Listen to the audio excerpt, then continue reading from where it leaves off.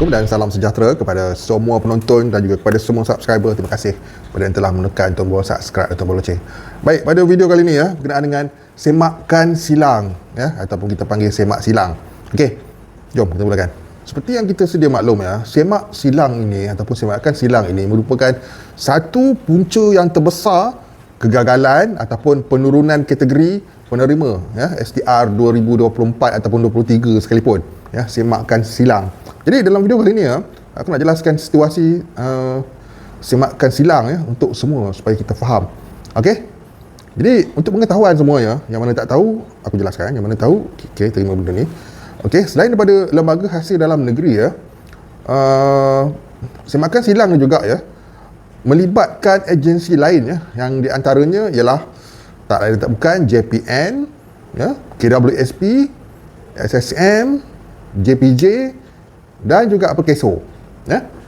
Itu agensi yang terlibat dalam semakan silang. Okey, untuk membuat semakan silang ni ia dilakukan oleh pihak lembaga hasil dalam negeri LHDN dan pada kebiasaannya pihak lembaga hasil dalam negeri ini akan membuat pengesahan pendapatan melalui sistem e-filing. Itu nombor satu yang mereka akan laksanakan. Semakan melalui sistem e-filing untuk memastikan orang ni betul ke layak ke dia ni menerima melalui pembayaran cukai pendapatan mereka ni. Benda ni penting. Kalau ada maklumat dalam e-filing yang menunjukkan sesuatu yang seperti berikut, benda itu akan berlaku. Sebagai contoh, bagi mereka yang mempunyai rekod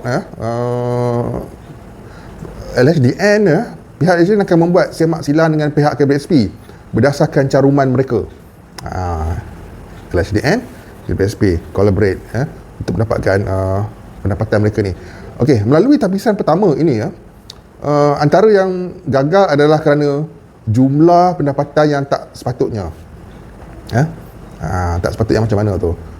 Sebagai contoh Encik Fas aku namakan ni aku mempunyai gaji basic sebanyak 2,300. Okey, gaji basic dah cantik dah 2,300.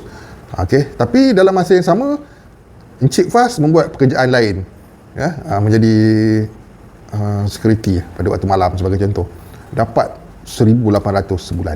Okey, dua pendapatan yang berbeza.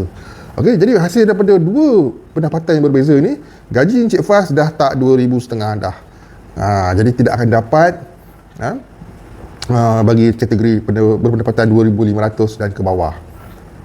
Akan masuk 2,501 hingga RM5,000 pula. Itu sebagai contoh. Okey, begitu juga bagi yang isu-isu yang lain berbangkit yang mana akan menyebabkan sama ada penurunan kategori ataupun gagal terus. Ini antara satu sebab lain ramai yang gagal dalam STR selain daripada sebab yang aku sebut tadi tu, iaitu pihak lembaga hasil dalam negeri ni sebagai orang cakap command center ni akan bertindak segala-galanya sebab mereka yang akan menentukan yang lulus ataupun yang gagal. Okey, mereka juga akan membuat semakan dengan pihak Suruhanjaya Syarikat SSM. Okey, jika ada antara pemohon yang mempunyai syarikat, benda ni akan disemak.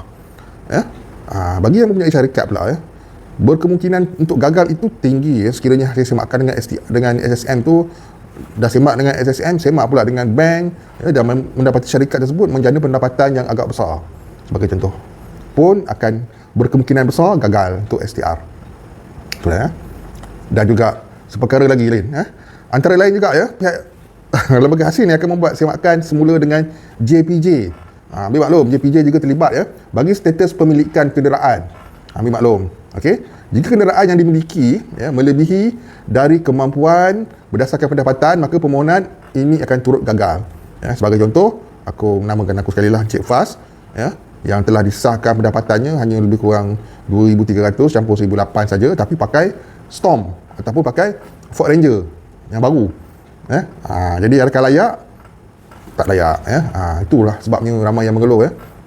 Kebanyakan daripada yang mengeluh ni memakai 4x4 ataupun kenderaan yang agak mewah sikit, mahal sikit, mereka gagal kerana status pemilikan kenderaan juga merupakan salah satu sebab mereka gagal.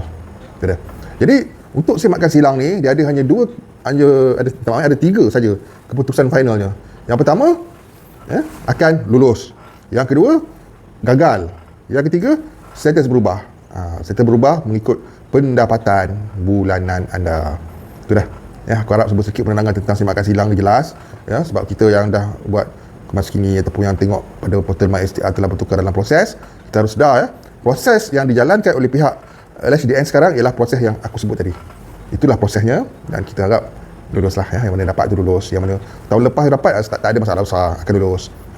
Dia yang pengguna baru dan rayuan ni kena usaha sikit lah, kita gagal kerana semakan silang ni. Okay, harap jelas dan manfaat apa yang disampaikan. See you guys in the video. Assalamualaikum, salam sejahtera, salam hormat, bye bye.